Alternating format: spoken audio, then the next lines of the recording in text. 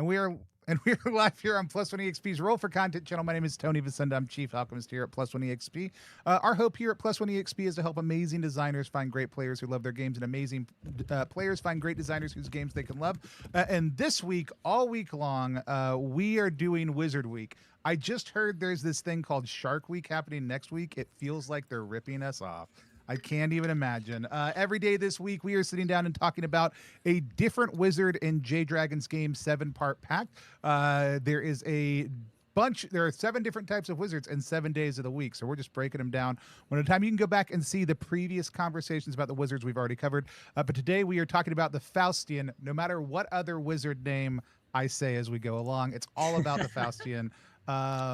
And really excited to dive in once more with our special guest wizards. But Jay, before we introduce them, why don't you tell us a little bit more about 7-part Pact and tell us a little bit more about the Faustian? So the 7-part Pact is my fantastical ornate wizard game. It is a RPG board game combo about 7 powerful wizards trying to keep peace over the world. The Faustian in particular is the doomed third magus. He is tormented by the fact that his job is to keep this devil at bay, and the devil who's the antagonist of the Pact, and the devil will someday consume him. So this doomed, dramatic, antagonistic, nefarious wizard. Awesome. Well, let's meet our guest wizards for the day. Evan, let's start with you. Tell people about who you are, what you do, if you want to be found online, where they can find you, and then tell us a little bit about what parts of the Faustian do you wish you could pull into your own life? Oh gosh. Okay, well, I'm Evan Torner. I write a lot about RPGs in my scholarship. I'm a professor of German and film and games. That's sort of my deal. At University of Cincinnati, you can just look me up, Evan Torner, University of Cincinnati, and get my more official page.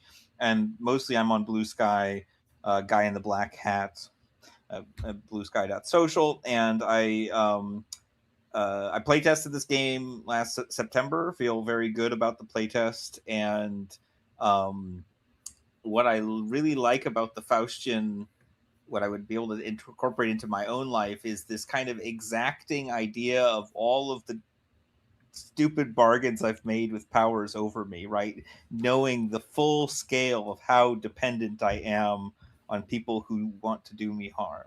That I think it would be a wonderful thing to have, to actually know like the terms of service on every interaction I know. It would also drive me mad, but at least I would know. And that's the whole deal with the Faustian, is that you have knowledge, you're cursed with knowledge you probably shouldn't have, but now you have it. And then also that improbable control over luck, which is good. Luck plays a big role in everyone's lives, and an unfortunately large role in many of ours. And having someone look out for you, even if they're going to consume your soul, seems like a good thing. Love it. Let's talk about the items that the Faustian gets to carry in with them. Is there one of those you wish you could just have in your pocket underneath the might and trapping section? I'm kind of partial to the ring. That's what I took during the playtest, and I'm not, I'm not against taking it again. Excellent. All right. Just as to remind everybody, that's the heavy ring and inscribed with a burning hot prayer from a forgotten devil cult. I would sport that. Love it. You can get that at Hot Topic, I'm pretty sure. Yeah, they have those. They have those at the mall. They're in the back. They're in the back, yeah. With the sex toys. Love it. Awesome. Let's meet our other guest, Sarah. Hi, hello, everybody. I'm Sarah. I'm Sarah is Coffee pretty much everywhere on the internet except for Instagram, where they said no. So I'm Sarah _is Coffee. I am a doomed content creator, a community manager, and a wizard freak. And I'm so happy to be here. I think now I want to be clear that if I were a Faustian, this is what I would want. I don't want this in my everyday life because I feel like that says something about me. If I were a Faustian, I would want a vial of wretched poison, because as like an actor, someone who like goes out on the stage trappings, I feel like there's so many different uses you could have for that. You could like have someone dramatically die in your audience at an appropriate moment. You could have particular revenge on an enemy that you didn't like just with like a classy little glass of wine. It just feels very dramatic and very Faustian. Love it. Any of the petty magics that you wish you could do? Oh, the petty magics. I have always loved that the Faustian has, and again, if I were the Faustian, because this is a messed up wizard game, right? The eye contact bit of the Faustian is such a character of subtle manipulation and like getting people to want what you want. And so being able to like just with a look make someone want to do everything for you because they are consumed with a carnal desire for you, while very problematic, feels very, again, appropriately dramatic. Love it. Love it. Awesome. Super excited to sit down with y'all today, chat a little bit more about that. Sarah, can you turn your audio down just a touch for me? Absolutely. And then once you have done that, if I could get you to do me a favor and read the intro paragraph on the Book of Chains about the Faustian for us. Sure thing. Let me know how I sound now. That's great. Perfect. Amazing. Absolutely. Behold the Faustian, known as Watcher of the Chains, Keybearer, and the Doomed Lord of Hell. He shoulders the monstrous secret at the heart of the Pact, the devil who threatens to consume all of the world if left unchecked. He is oft of a playful and tormented temperament, and his fate is governed by the planet Mercury and the metal of that same name. It is said that the first Faustian was the architect of the Pact, and it was both his will and his sacrifice which saved the world and ended the tragedies. So, normal. Normal stuff. Normal wizard stuff. Awesome. Jay, let's dive in. Tell us a little bit about the Faustian, their role in the bigger picture of the game, also too. Yeah. So the Faustian is very inspired by a lot of kind of, I would say, like stage magicians, and also the like the a bit more modern than most of the wizards, right? He kind of blurs the line between con man, stage magician, street performer, dilettante, right? There's kind of a lot of this rakish, roguish, Byronic kind of character to him. He is he's kind of the one of, as a character, the Faustian is kind of one of the more emotional, or like caught up in emotions. Like he's got kind of like an arc that is built into his nature, in his opposition to the devil, who is this kind of dark mirror to him. And the Faustian's game is with a deck of playing cards, and the devil each month lays out schemes, which are short-term plans, and the Faustian does as much as he can to foil them, appoint accomplices who can deal with some of them, kind of do his best with the cards. But then some of them slip through, making problems for other wizards and causing more of the Faustian's deck to slide into the devil's deck. The biggest thing that I've been working on most recently, I think this is actually after our playtest, Evan, is the inclusion of the twist, which is that I gave the devil a face down card that the Faustian's player can reveal anytime it happens narratively, to be like, you underestimated the devil, or you thought this was, the devil has pulled a bigger plan on you. And the devil, as these cards fail, builds up, and then as twists occur, assembles his long-term schemes, which give the devil kind of the ability to dramatically upset and disrupt the Pact.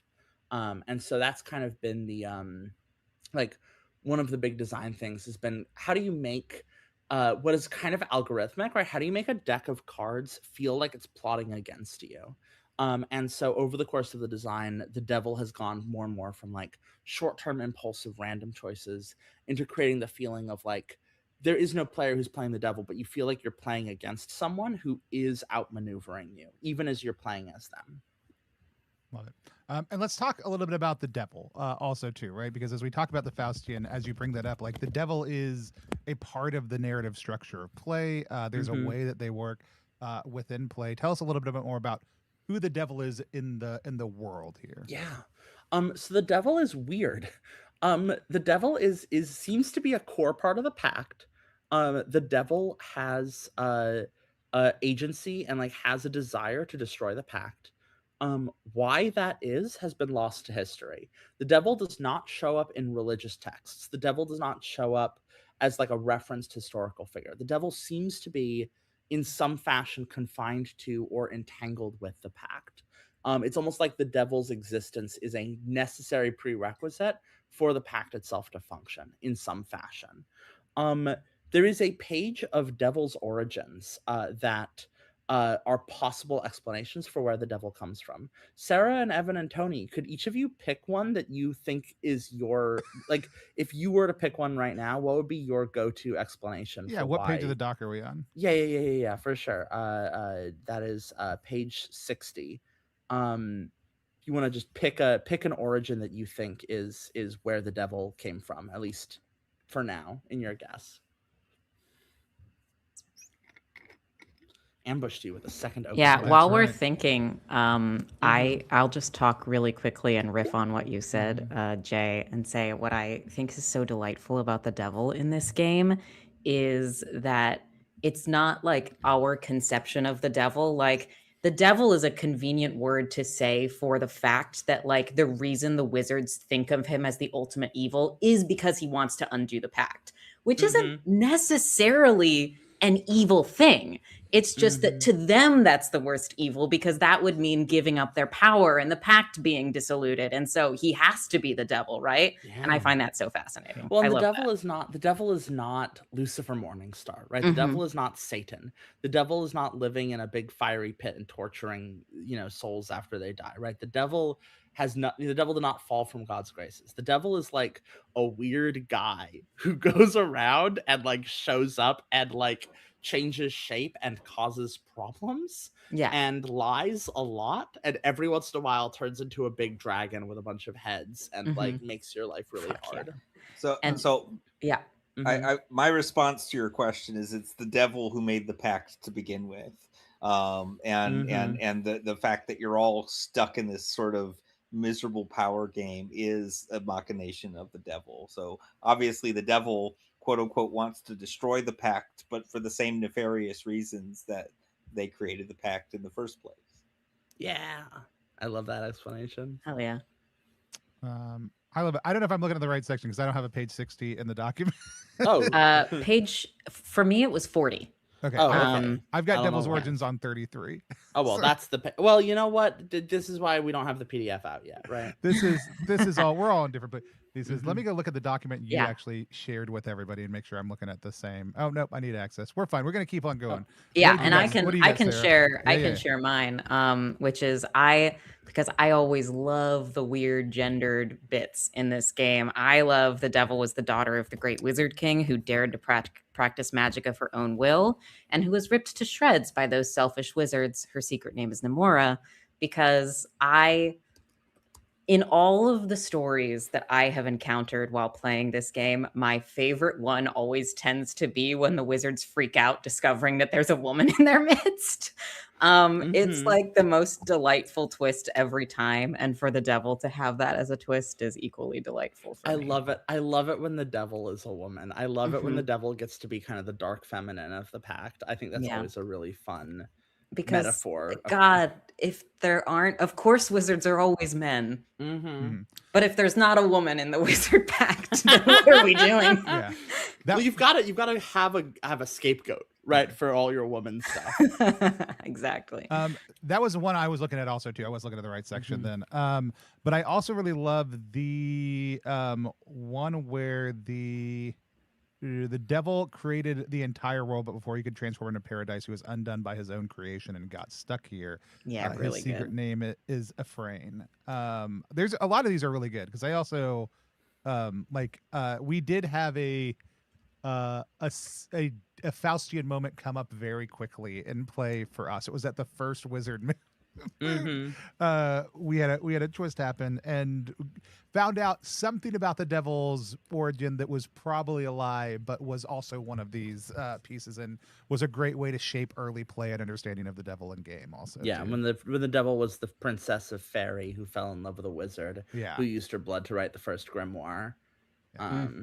So as the Faustian, basically, you are essentially like in this ongoing like back and forth with the devil as itself, and it has a very defined arc in some ways. It feels like it drives a lot of the the stories I have heard, this is a big element that drives a lot of the tension of play in a very clear way until the wizards figure out why exactly they hate each other, are in conflict with each other. So I love it. Also, like as we're talking about how the wizard is different here, like Evan, I'd love to just kind of like tap on your professional background also too. Like this is a playbook called the Faustian. Like we have a background, like some literature about Faust and Faust as a cultural figure in our world. Like how do these things interplay in your academic experience with each other?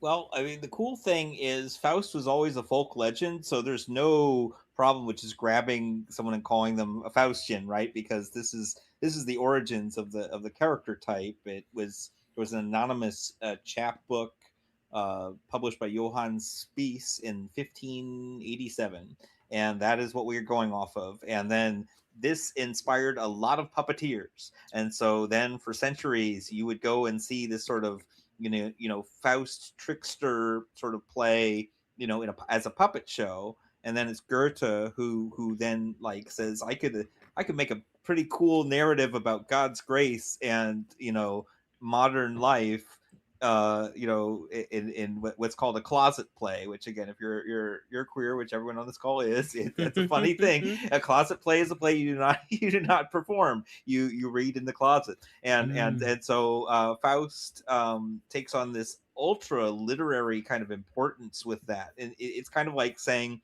I'm going to take this really trivial puppet show that you saw on the street, and I'm going to turn it into one of the finest works of literature of the century. And that's sort of how I feel about 7-part Pact. That there's like usual role playing bullshit that Jay has now like gathered together and turned into this highly refined, magic, kind of magic. Thermal detonator, right? Because basically I feel like every time you're sitting down at this game, you're sort of not, you're like you're directing the grenade scatter table at other players at the table, and that's what you're doing. And that's also what the Faustian does, is like there is hell that's coming at this group, and you get to help direct where that's going to go, but it's not going to be good for you, and it's not going to be good for anyone else either. And you kind of then make your peace with that. So I guess the background is, of course, you are a trickster figure, but one who has tricked God himself or herself, you think. And that's the whole ploy, is the whole idea is there's a bet that happens at the beginning of Faust, between the devil and God, more or less, and the devil says, "I bet you I can corrupt man," and God says, "Hell, you cannot do that." It's not possible, and I wager all of creation on that, and it turns out God wins in the end, but also due to some really, I would say, stupid gender politics, and that is, again, every single Germanist who comes through the ranks and reads both Faust 1 and Faust 2 says, "Oh my God, this is so brilliant and completely misogynist." There is the whole archetype of the eternal feminine, which is, this is the woman in the plot line who will save your character. And so you've got the devil, and you've got all these machinations, and then you got this woman, the eternal feminine woman, whose love will bring you to God. And that's always sat very badly with me, especially because we continue to perform this play and put it on. And so I love reinterpretations of it like this, which actually kind of get back to its like 1500s 1600s roots. Like, naughty magician weirdo who also knows a lot more about how humans work than most other people. Yeah. Well, and it was interesting for me calling it the Faustian. I've had a little bit of pushback of people being like, all the other ones are wizard titles, and this one's this guy's name. Like, what is there, like a Faust somewhere in Isha?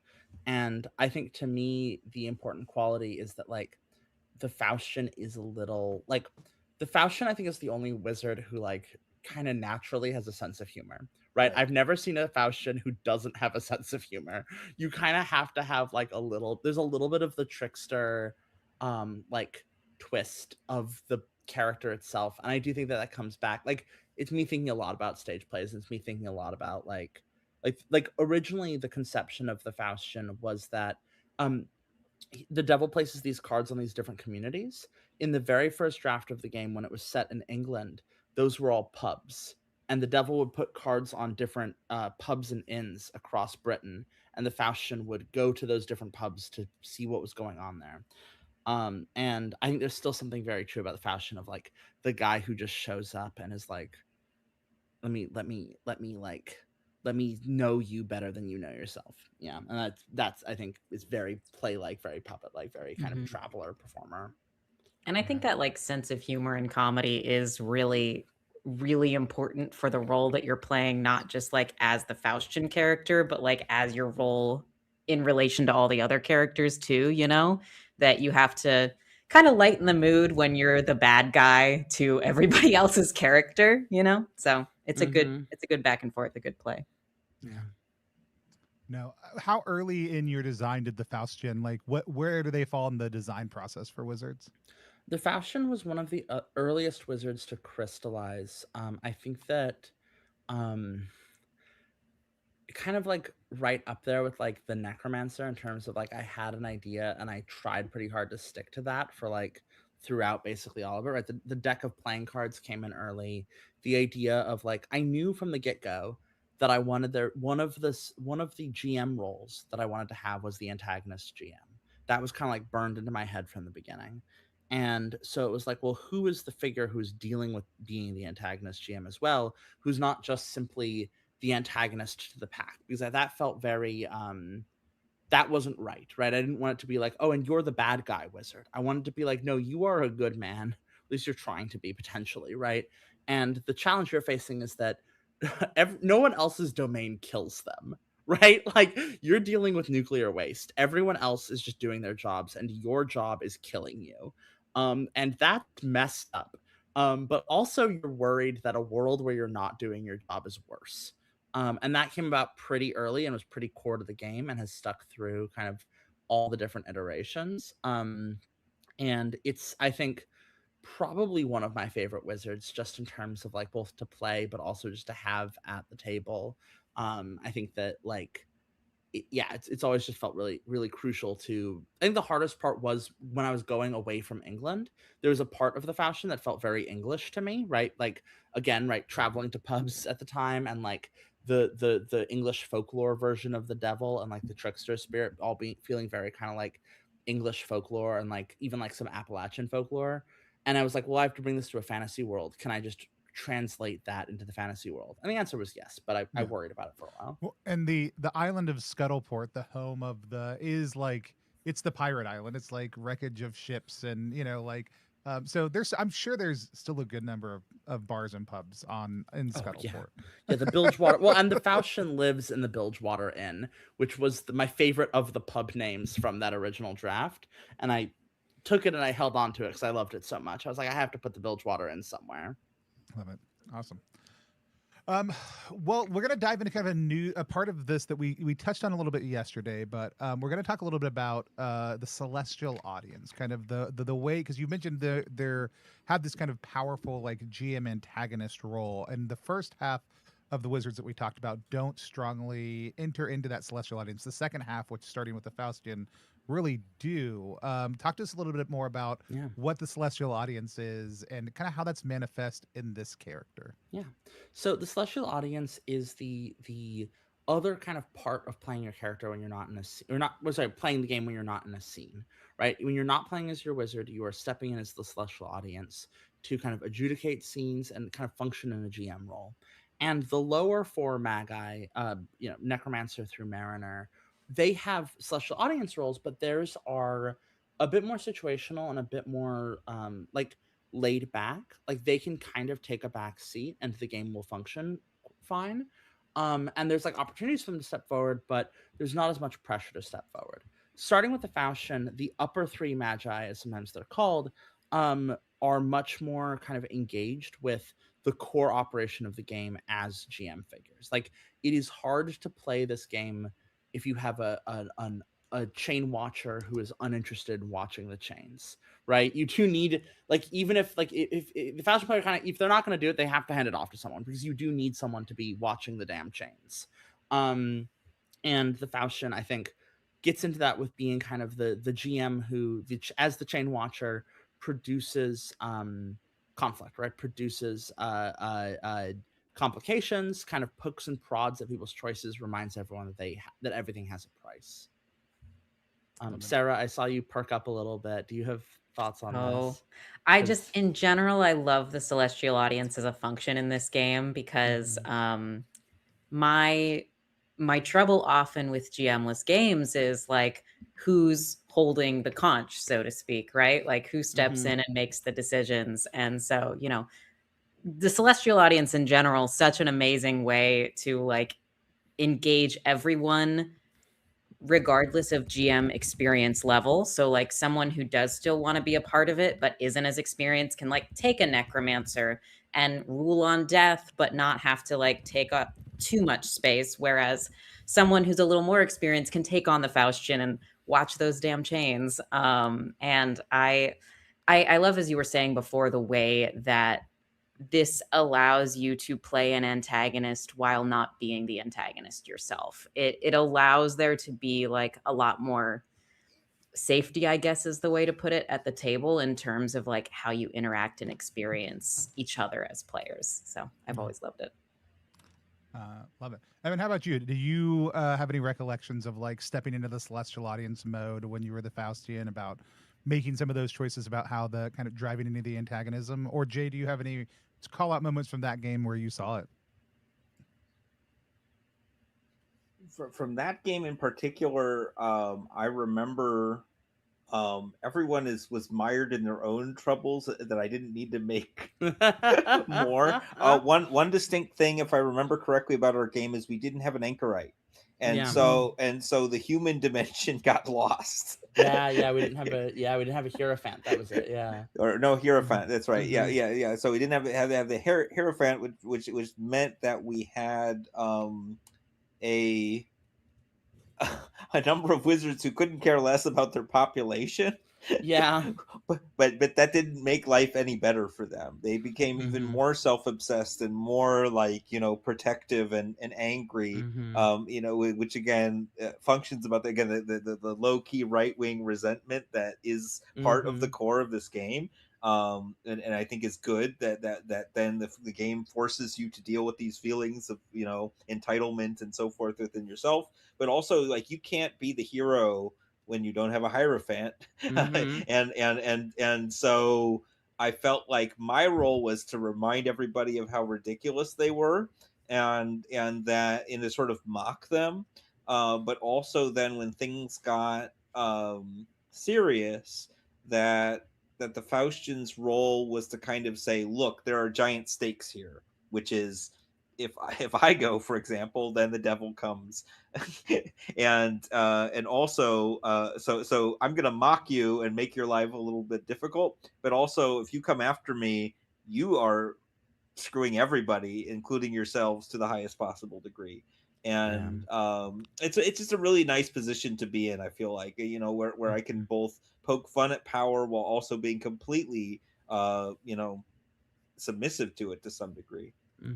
I remember one really, really cool moment when you were playing Faustian, Jay, a long time ago, where there's an interesting thing with the Faustian where it's a power play, right? Where the more that you become consumed by the devil, the more threat is posed to the world. But then when you finally die, the better setup the next Faustian is, right? Because if someone has fully become an avatar of the devil and you kill that avatar, then the devil is very foiled. And so there was this very cool moment where you were almost fully taken over by the devil. And that becomes an inflection point for the game where everyone's problems kind of have to stop because, oh my God, someone is the devil. And it's a really beautiful, not just like mechanical gameplay moment, but a role play moment where I think I was playing your wife and we were sitting down together and you were begging me to see the pain and the torment that you were in. But the devil had so fully taken you over that every moment the devil took you over and assured me that everything was okay, that was just what I wanted as your wife. I just wanted everything to be okay. And I think that's like exactly who the Faustian is in the best and worst moments. Is it's like everyone has to gather around this person who is literally collapsing like a dying star. And it is the most tragic thing that you see in the game. It is heartbreaking. I think everyone was crying. I remember I was doing a playtest with my girlfriend, and she was playing as the Faustian, and she was we had a scene together. This is before we started dating. This is our first time meeting each other. It was a 7-part pack meet cute. It's the best of us. Yeah, for sure. She was like, yeah, anyway. But she was playing the Faustian, and I was playing as the devil taking the form of her dead wife. And I started the scene when as the devil. So I was playing as the chain watcher in that moment, because if you're interacting with the devil as the Faustian, you need someone else to be the devil. And so I took on the role of the chain watcher for that scene, and I started the scene as the devil as a young child, and then as the conversation progressed, because that was when they first met, they met as like kids, and then every time the conversation progressed, I got older, until it was like, oh, I'm in my bridal gown, and then it was like, oh, and now I'm drowning, and like you're talking to someone who is drowning, and then it was like, okay, she is a corpse, and you're still talking to her, and that kind of like, I think that the my favorite origin of the devil is often you are the devil and the devil is you. Don't you get it? The key in your hands matches the lock in your heart. Free yourself. His secret name is yours. Just because it's like, I love it when the devil is just like doing this messed up thing that is also so personal, right? Like it's just it's like, it's both a like a cosmic, like it's a play that the Pact has to put on in some ways, right? It's like you've got a scapegoat that you have to ritually destroy every 10 to 20 years, but also like in particular, it's like this one person who has this extremely personal tragedy wrapped up in it, and there's always the like, well, maybe this time I can find a way out. Yeah. I love that background also too. Just as a person with a religious background, like the amount of evil people inflict into the world without thinking about it. Like one of the things that we've talked about it with the Mariner, but we've talked about it a few other times. Like the way that you're inviting people to consider something with every single prompt of this game, like which is what one of the things games can do at their best. But like 7-part Pact, like it feels like every single choice you're making is a choice to be like, well, what part of self-reflection or what part of societal reflection or what part of lived experience do I want to like dive in on and just hook on to and drive deep? And that one has so much like depth and resonance to it that it's just so good. I mean, a lot of them do in that section, but that one stood out to me a whole lot also too. So there's not a lot of board games where you're just sitting there wallowing in your self pain and reflecting on not only the wrongs that you've done to others, but you've done to yourself, and is your own personal pain causing those around you, equal and opposite pain. And I think that's pretty exceptional.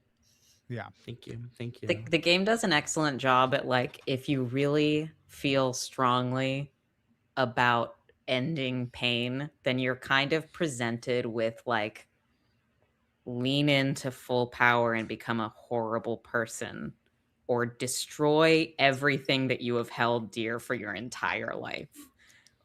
And I have tried to destroy the Pact a few times. I mean, what I really actually love from our game is when people like pick an enemy and they're like, let's go after that person, because you actually begin to feel the effects of first of all, it won't improve your situation. It's only going to make things worse when you single someone out from the Pact and say you're the bad guy, and then when everyone goes after them, now you have to bring it to court.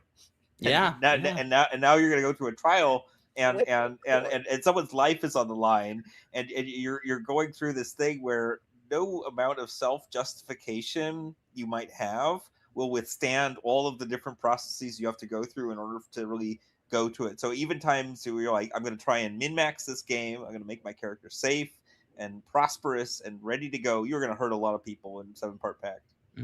Yeah. No, it is like I said, yeah, there's just so much like depth there. But also y'all just talked about going to court. Is that a thing? Yeah, wizard court. So the thing is that if you think someone is in violation of pact law, you can bring them before the court, and which is your fellow wizards, of course. And the ruling, that it's very important to me that the ruling is, what happens is the judge proposes the judge proposes what should happen as punishment, and the other wizards vote on if it's just or unjust. Which is not to say that there's no point in the ruling do you determine whether or not they're innocent or guilty. Innocence and guilt are irrelevant to the conversation of the wizard moot. What matters is that does the thing that has been proposed, is that just? And if they vote that it is just, it will be done to you, which can involve being killed or being stripped of your magic or being blinded or being whipped or being subjugated. And some of them I think are like they blur the line a little, like erotically. And then but then if it's unjust, you just have to keep trying to find a punishment until it's like maybe the punishment is just a hey, you shouldn't have done that, and like that is also a legitimate punishment the wizard court can deem. It's just, it's a question of it's I built it from the ground up to be a kangaroo court. I built it to be a situation where if your character is being charged with a crime by your other wizards, it is never at any point a question of like, did you actually do it? It is always a conversation of like, well, we are like, you are both equals, you are both one of these eclectic weirdos, you are being charged with a crime, another wizard is mad at you, what is appropriate to do with you about it? And maybe the answer is nothing, and maybe the answer is ruin your life forever. I remember a core part of my defense for being summoned to the wizard moot at one point was that I accepted a pair of shoes from the Faustian. So I was like, why are you mad at me? I took your shoes. Well,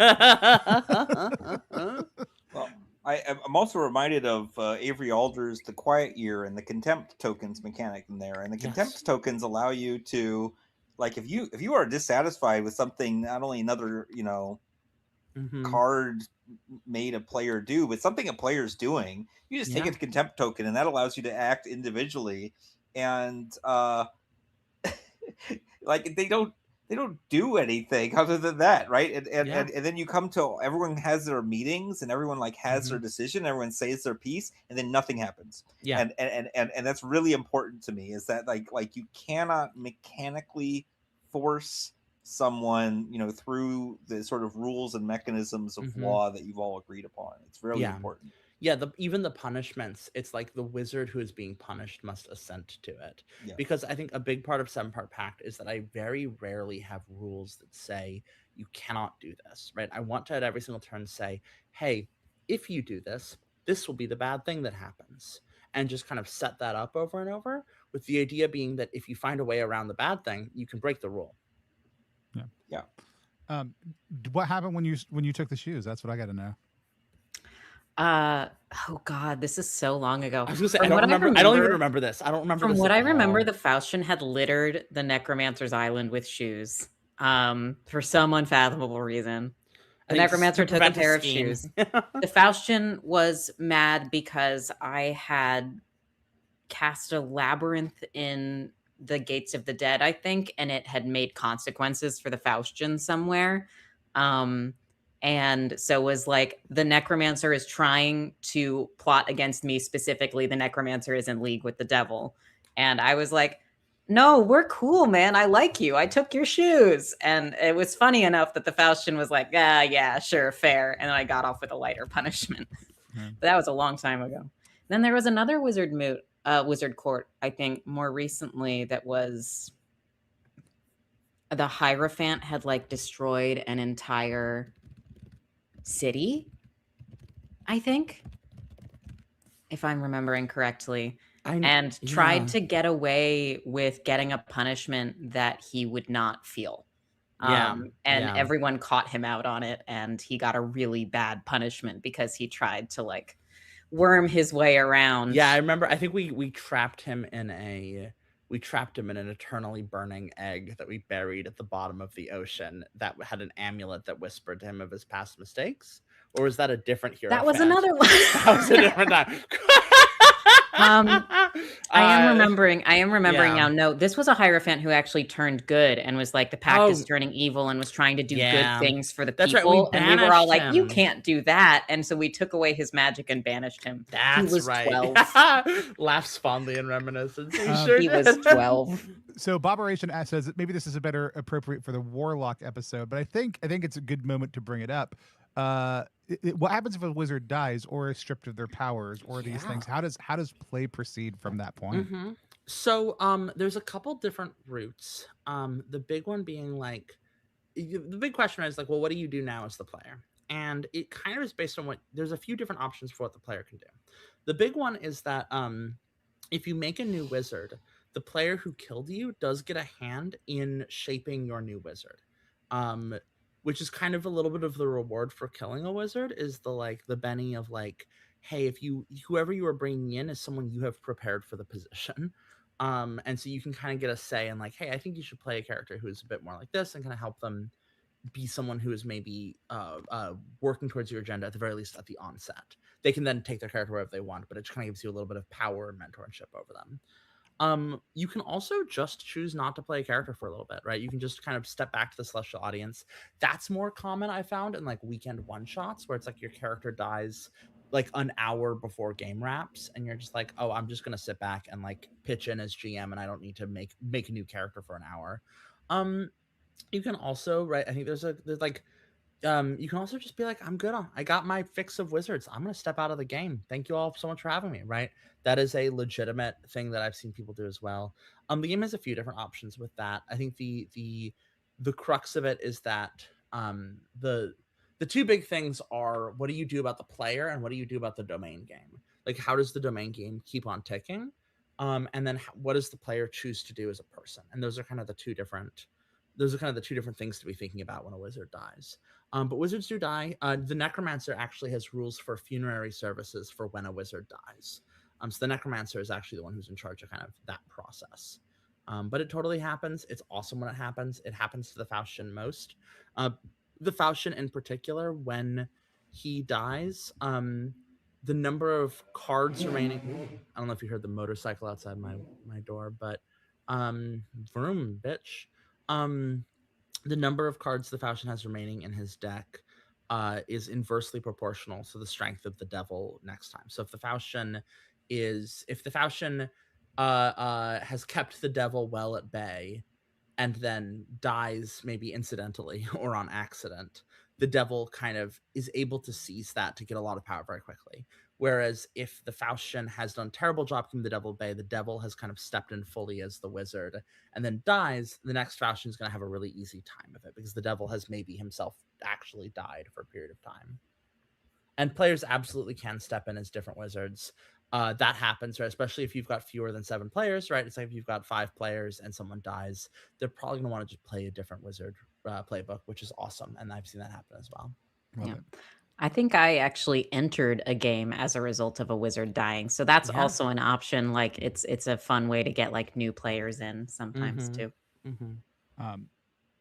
But the Faustian like drives a lot of the like being the antagonist isn't just a thing they do by like using petty magics or everything. They're creating antagonists like as they go. And these are like creatures, people, forces that kind of are the thing that seek to undo the pact. So they're in a lot of ways again driving that narrative a lot. Can you talk a little about like what an antagonist does in the story, how they're made, and then maybe hear from Sarah and Evan a little bit about some of the antagonists from their story? So that is actually, I think, a pretty new part of the Faustian. I don't actually know if Sarah or Evan have seen the mechanics play out. That was an inclusion pretty late in the game. One of the last new things I've added to the game, I think, overall. And it is basically it was to be able to set up kind of like the mechanical capacity to point at someone and be like, they are in direct opposition of the pact, and I'm going to enable them mechanically to kind of work further against the pact. And that was important because the devil, I think, like it was kind of yet again kind of giving the devil more more capacity for infiltration, kind of more capacity to feel. Originally, I think the devil felt kind of random, like you just kind of do things based on the cards, but then it didn't feel like it was building to anything.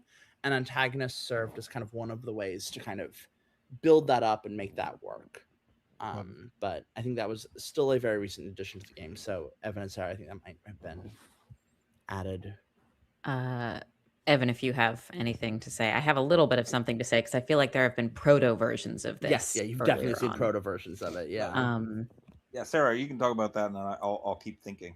Yeah, absolutely. I think the interesting thing about the antagonist and the idea of it, what we've had before have been more like there's someone somewhere who might be working for the devil. Go and check it out and see what's going on.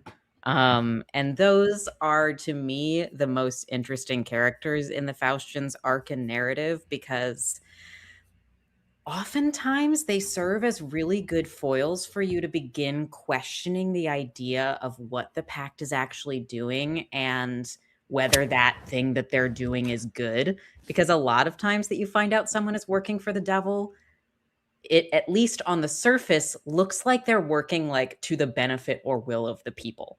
And so, like, I remember one we met on like the docks, and she had come into possession of some kind of magical item that allowed her to become kind of like a folk saint, and she was using it to feed people. But the problem was that she was gathering people into her influence, and we were like, well, one, that's a woman gathering people into her influence. That sounds like a witch to me. And two, if there are people who are under the influence of someone who is not an approved influencer by the Pact, then that is still a threat to the nature of the Pact. And so even though this woman was just blatantly doing good in her community, she was an enemy of the Pact. And I feel like that was some of our first moments out of character, being like, so who is the devil? Really? So I feel like the antagonists are very good at like exposing the framework and like the blood vessels of the Pact itself to make you question what you're even doing here. Yeah, I see the devil's working through the Faustian in the schemes that come out of the deck and what you do with them. And I think, gosh, you know, in the antagonist role, I mean, the problem is I've been a lifelong game master, so I have no perspective as a player, none whatsoever. I live to make everyone's lives interesting and complicated, and to push on this sort of default character that people have in front of them, default idea, and say, well, what would you do if this happened? and let's see what happens when this happens. Okay, cool. Now here's how I'll react, and we'll start to point at some of the themes of the game through this particular interaction. So, you know, with that in mind, you know, I love playing antagonists not because it's like sexy villain, but because I get to probe the other characters and see what are they really made of, what will they really do, and you'll find that you're surrounded by monsters. Unfortunately, I mean, that everybody is kind of ready to do something, and of course, like if you're a LARPer, you know this, you know, from intrigue LARPs dating back to the 1990s, right? I mean, you know, you give anybody a little bit of power and a motive, and suddenly things go off the rails very quickly if they are allowed to murder other players or similar. But with the Faustian, it's a little more sinister because you're kind of, again, keeping the radiation at bay, and you're saying, you may dislike me, but behind me is something worse.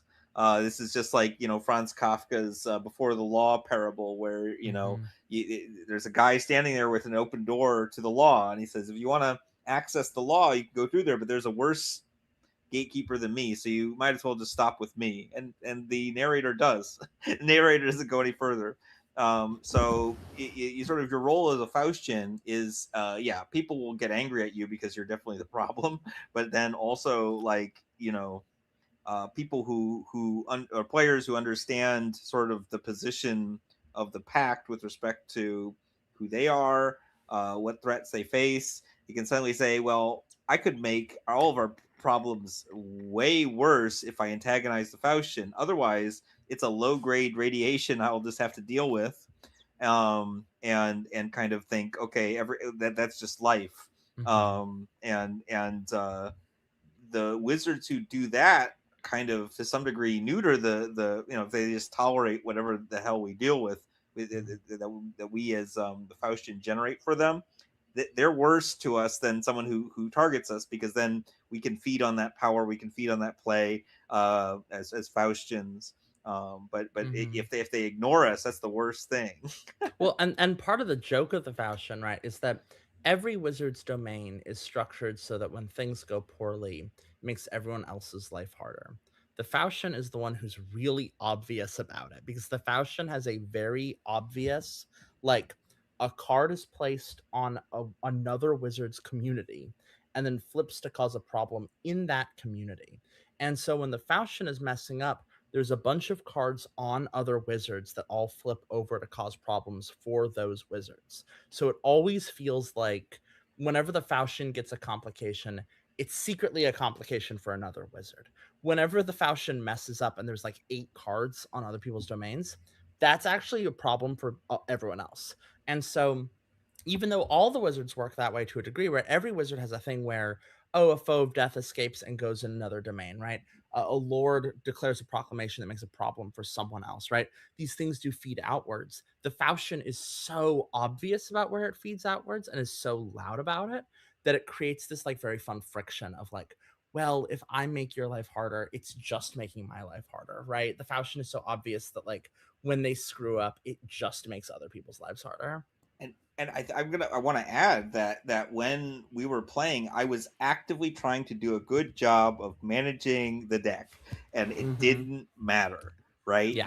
It's really important to say that you can do a good job as a player, and people will still hate you for a variety of perfectly legitimate reasons, and you could do a terrible job, and people could naturalize it and say, well, that's just how it is. So it's wildly variable. There is no physics to this. It really does sort of govern the relationships that are already at the table.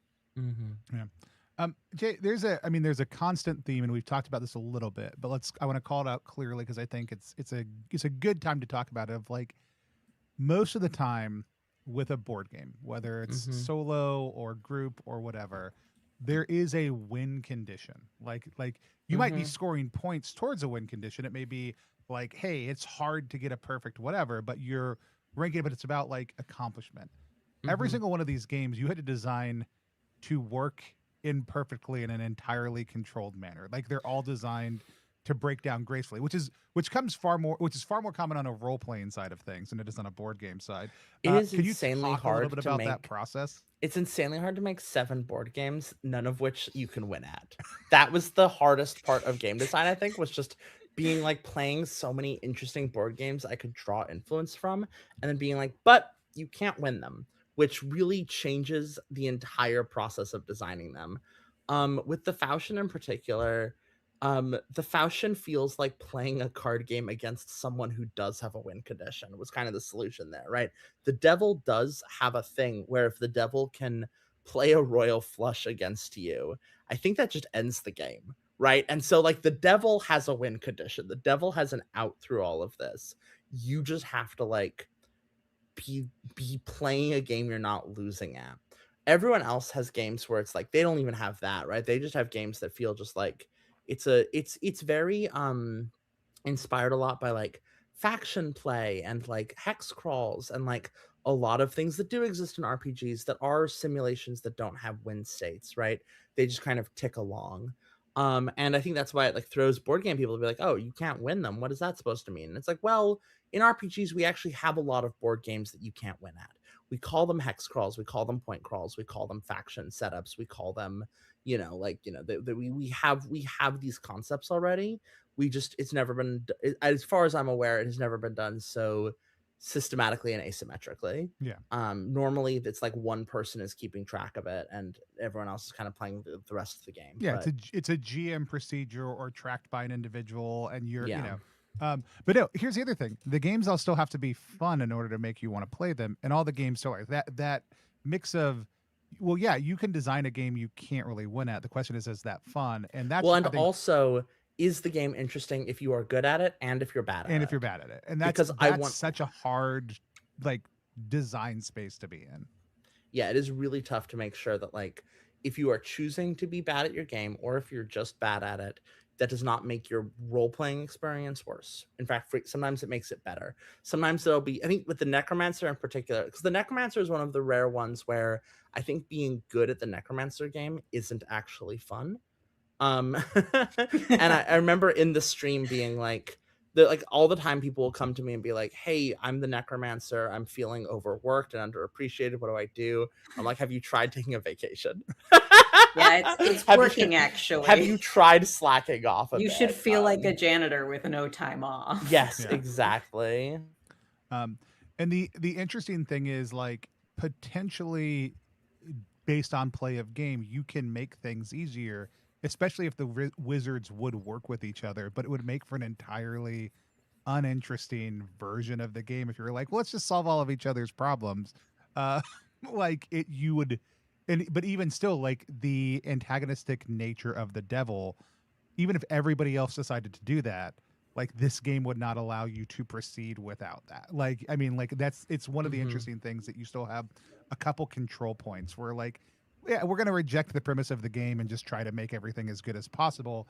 There's both diegetic as well as mechanical ways that it brings you back to try your best. Like, I think especially happens. among US American players, this is a thing that I've joked about with. I remember at Narrowscope last year, I was hanging out with Sharang and Ben Rosenbaum. We were joking about this, which is that US players love to be utopians. They love to end a game feeling like they've made their fictional world a better place. They love to play decent people doing good things. They love to, if you give them the chance, they'll try to make things better. And oftentimes it'll be very better in a very liberal, hegemonic way. They have a very narrow idea of what counts as better. And so much of the game design was finding areas where I left a hole that made it easy and closing that hole, right? I want to make sure as much as possible that complacency and slow change over time just keeps the Pact going, right? The Pact feeds on slow change over time. That the two kind of true options are like, do you embrace that things are the way they are and lean into it, or do you try and blow it all up? Because there's the middle ground is just the first option again, right? And that was so hard to design for because there's so many ways that people can pursue liberal hegemony and feel like they've done something good about it. And it was so hard to be like, okay, like I think the biggest one is witches, which used to be in the fashion codes for a long time, aren't anymore. But witches were originally a really easy way for people to try to slip out of the Pact, was to like, oh, I'm gonna go be a witch. And the solution I found was to make them TERFs. Witches just believe that magic comes from a divine feminine that is located in the uterus. And that if you don't have a uterus, you cannot function as a witch, which is just enough to ick people out. It's so just enough to make you feel a little weird about going with the witches. Yeah. And that was like, and made me feel like, oh, maybe they're also not doing the things we need them to do.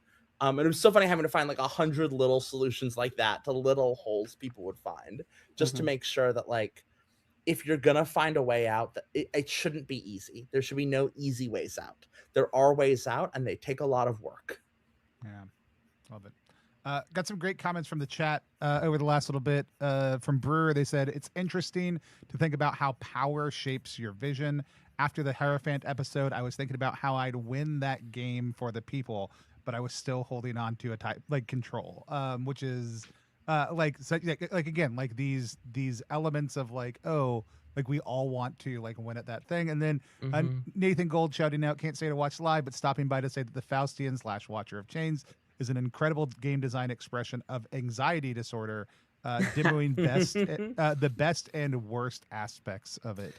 So yeah, the Faustian game is really what if there was a guy who hated you? What if you did get on the bus and everyone was mad at you? What if you were turning evil? Yeah, what if slowly you were becoming someone that the people in your life no longer recognize, and they maybe liked the new version of you more? And that's repulsive to you. What if? Yeah, the Faustian is I have OCD, and the Faustian is very inspired by my OCD, by my scrupulosity, by kind of creating a play pattern about being so terrified that any one slip up creates like as a cascade you can never recover from. The idea that like there is a measure of like how much people are willing to put up with me before they throw me in the pit. And that measure is like one day it will tip beyond it should, and I'll need to go find the warlock to kill me before I get canceled on the internet, you know? And so that's kind of the like the Faustian's anxiety. It comes from a very personal place. Yeah. People always want to know, and so I'll ask Evan: Did you get a chance to cast any really big spells while you were playing the Faustian? I'm gonna give a blank stare to that. I'm pretty sure I did cast a spell, but our particular playthrough, I would say the two major plot points were the wizards we didn't have. So they left power voids that immediately needed to be dealt with. And the second was the court drama, where we did actually have, I think, multiple wizard court sessions. And in the end, I remember dying at one of them. So you know, this is a thing where the 7-part pact takes place on your board. It takes place while people are playing. It also takes place at the moots. It has all these different layers to it, and so, you know, me casting a spell seems like actually a minor part of the story, and it's always how I feel about this game, where it's capturing much more about the relationships between people rather than the specific powers that they invoke. And you know, and this is not to be snobby, it's just how the game is designed. It gets asked almost every single day. Everybody wants to know what were the cool spells. Well, and that's the spells are flashy, but they're not. They are often like there's so many things in 7-part Pact which are the emotional core of the game 1 out of 5 games. Yeah. Right. And the spells are one of those words, like there are some games which, Sarah, you might be about to talk about one of those games where the spell is like the emotional core of the game. And then but for every one of those, there's half a dozen where you don't even like, you barely look at the grimoire. And that's kind of part of the game, right? It's just so much stuff that like each wizard experience ends up feeling very different, even though you've been, you know, doing it, you know, even though it's like the same setup. So yeah. I mean, there's been 2, but this is where I do my big reveal at the end that I have not played your twist. Your twist. But I but the devil is slowly, which is like very understandable that it would be thought, because I have played literally all but 2. I am stunned you haven't played the Faustian on and it's such a me wizard to play. It's such a you wizard. It's such a setup for you. Especially after this conversation, I'm like, Jesus, I need to play this wizard.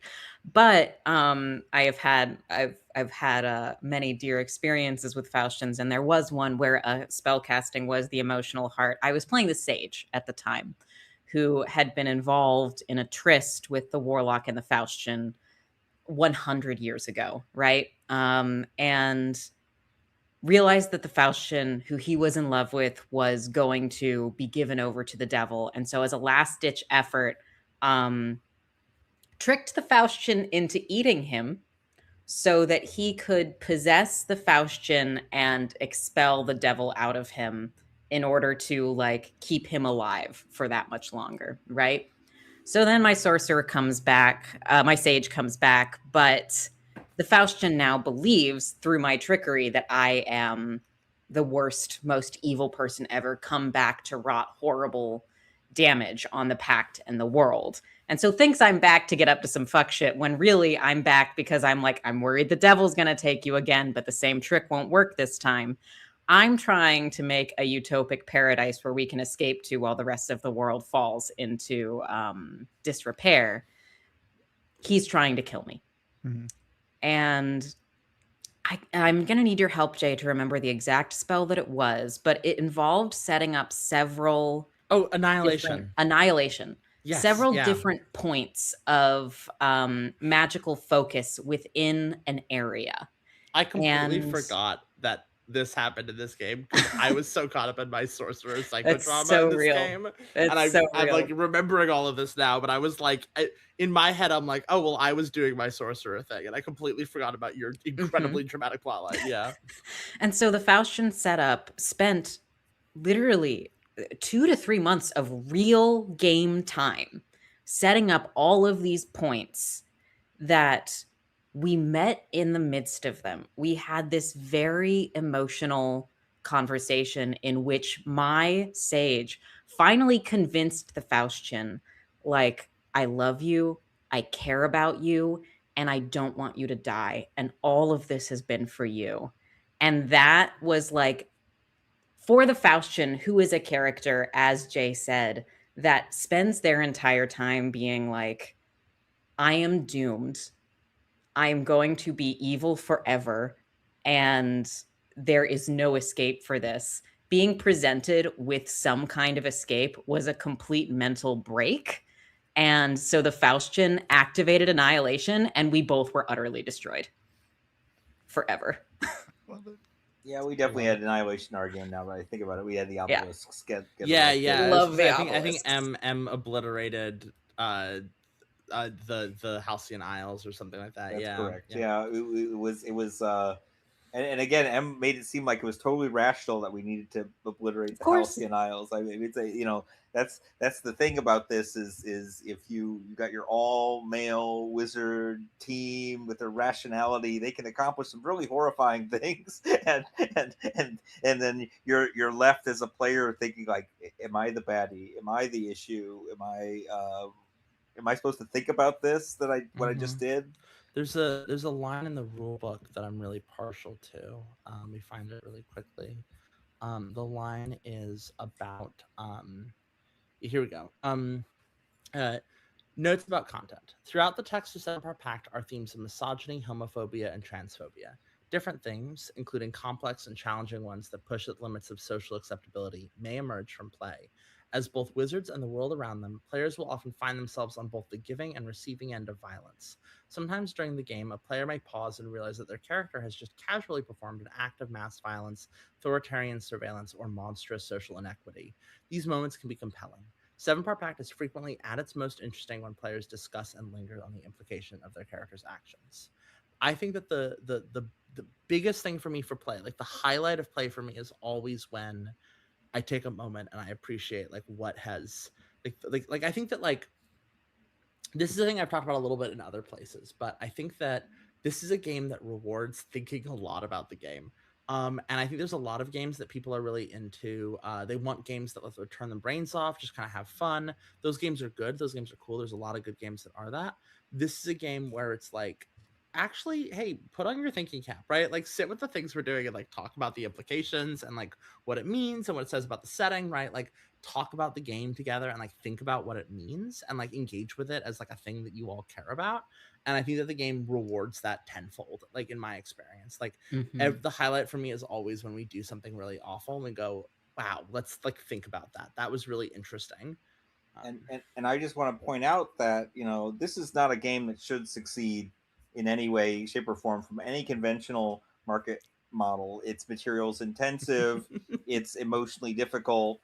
It requires like a whole weekend. It's not pick up and play in any way, shape, or form. And if you look at the Kickstarter right now, the market loves it. Right.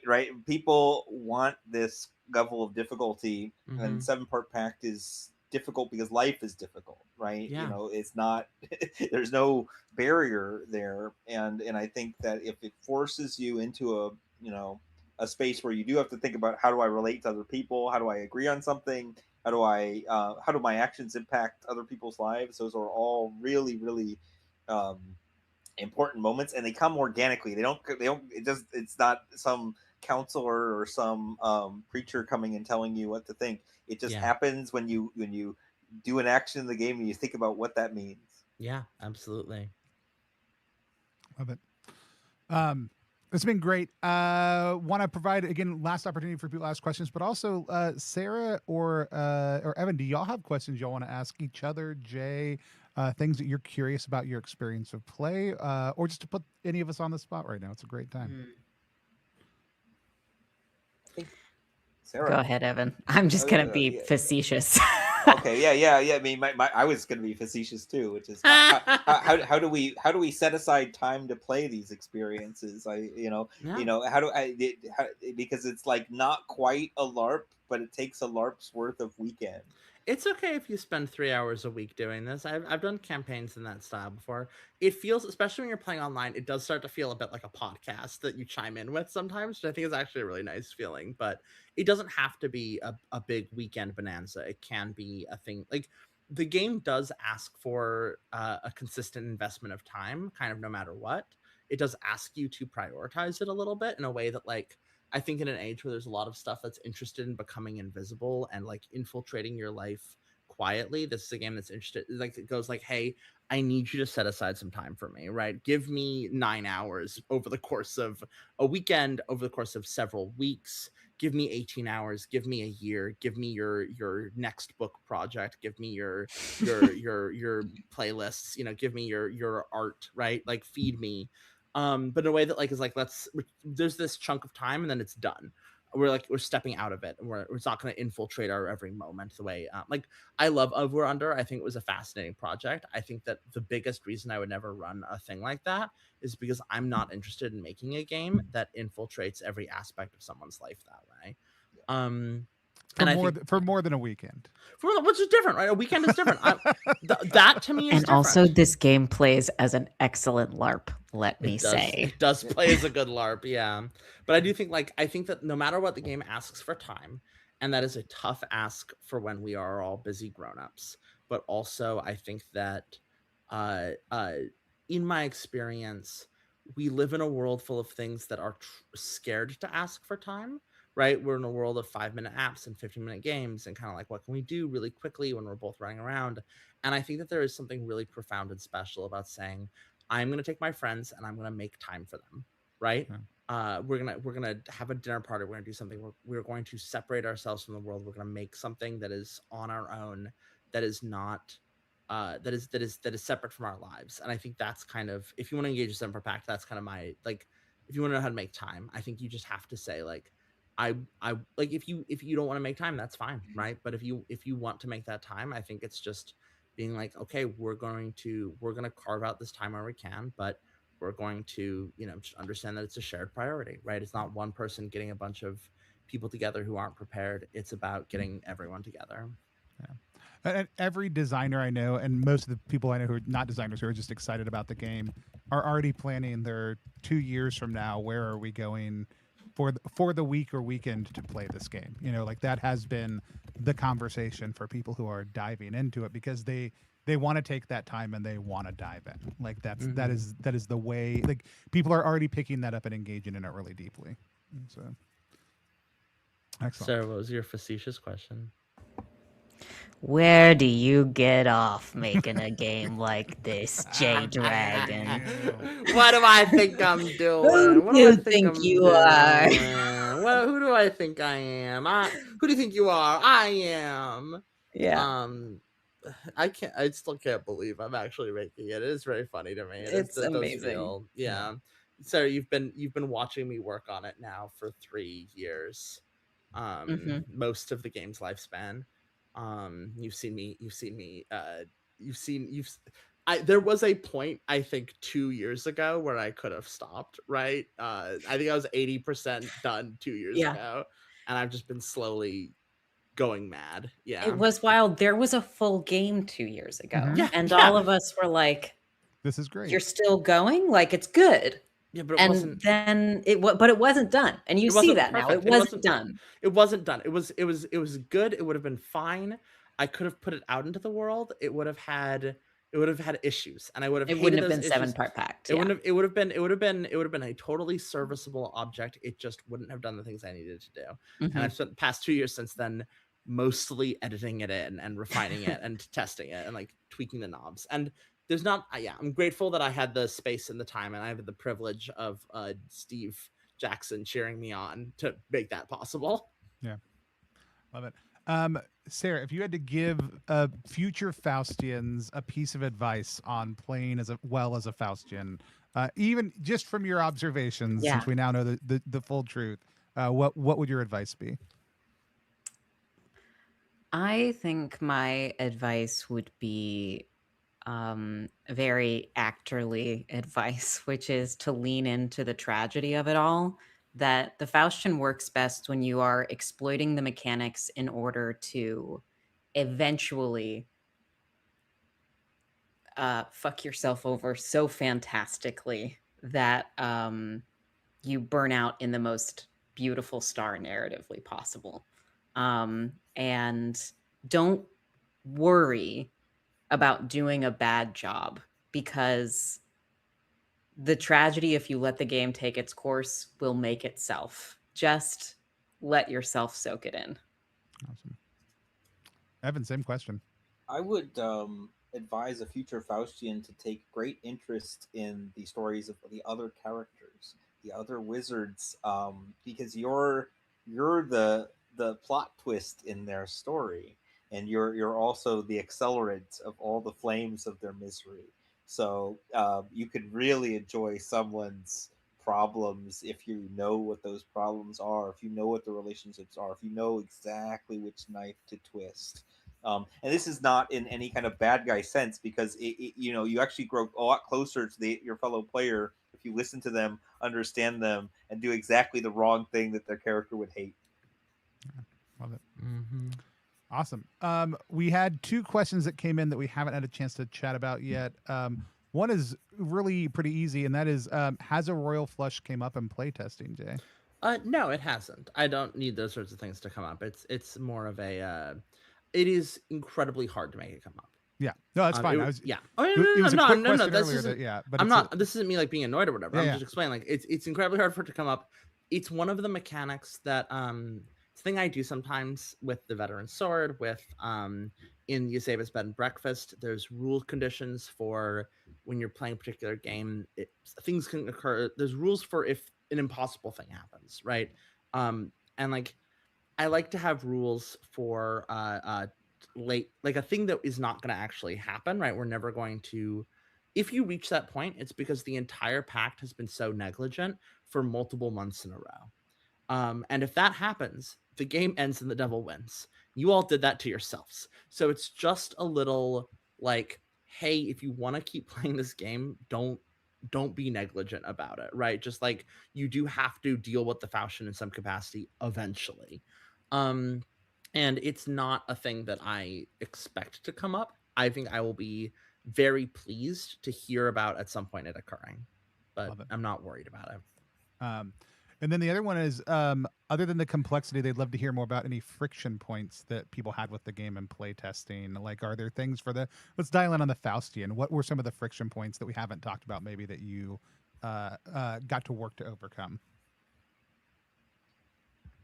I'll start. I'm used to playing kind of cinematic RPGs where I am like name the adjective noun, and like I'm Sly the foxy thief, and there we are, and I don't have to play much more than that.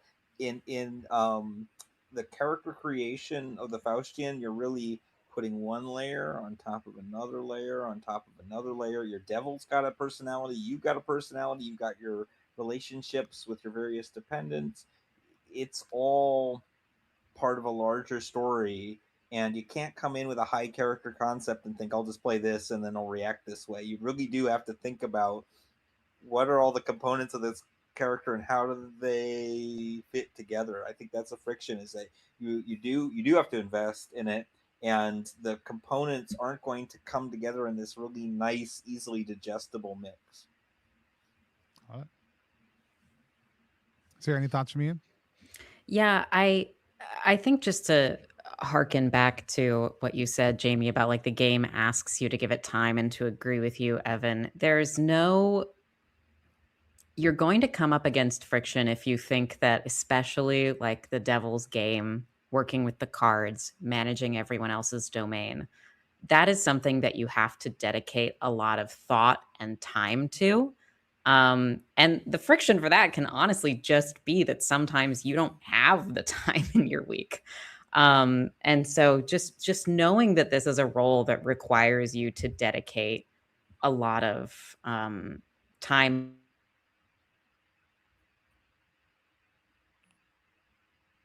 We lost your audio. Sarah, no. your audio. No.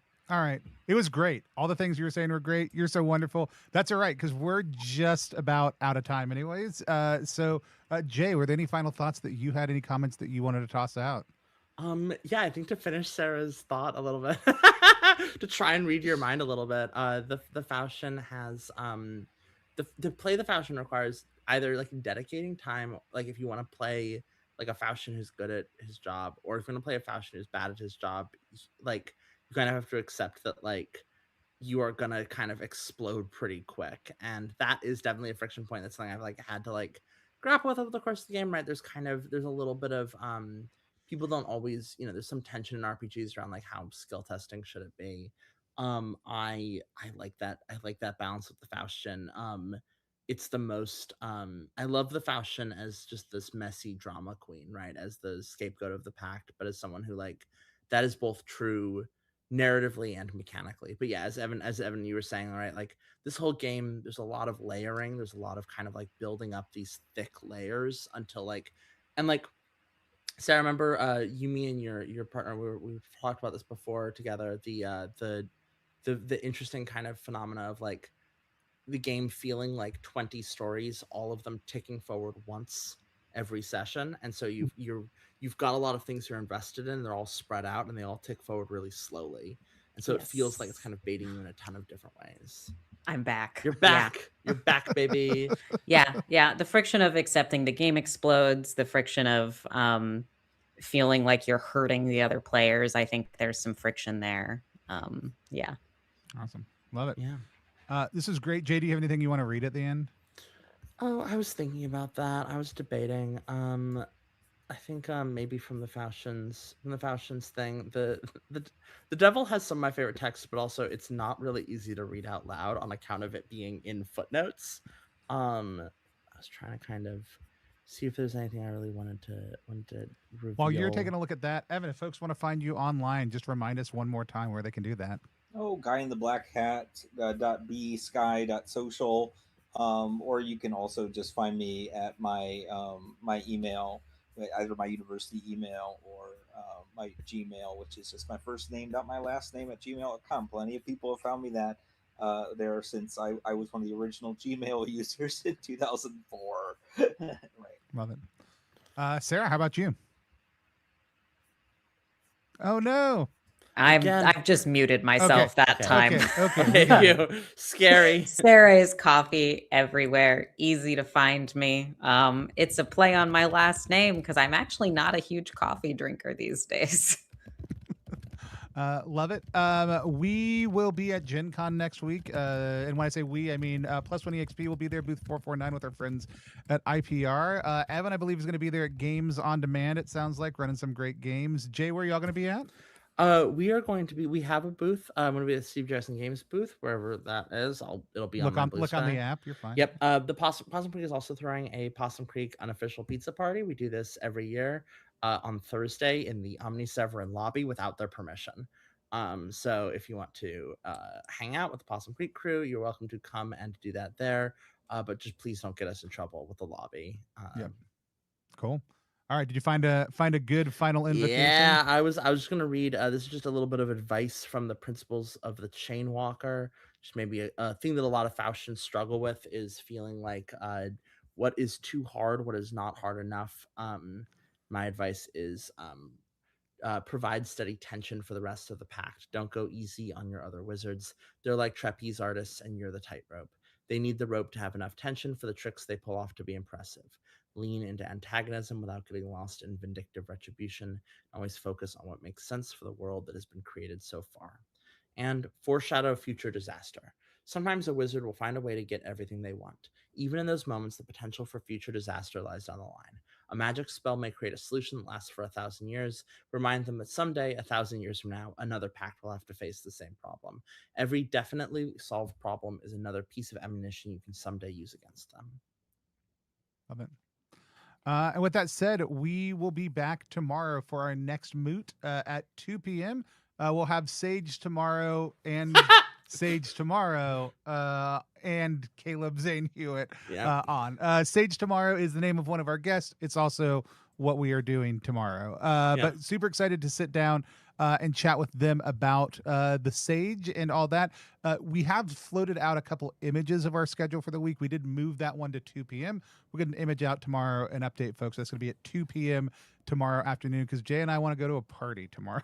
And so we do be bumping it up. With that said, this has been Wizard Week and talking about the Faustian, and we will see all of you at the next moot. Bye, everybody. Bye.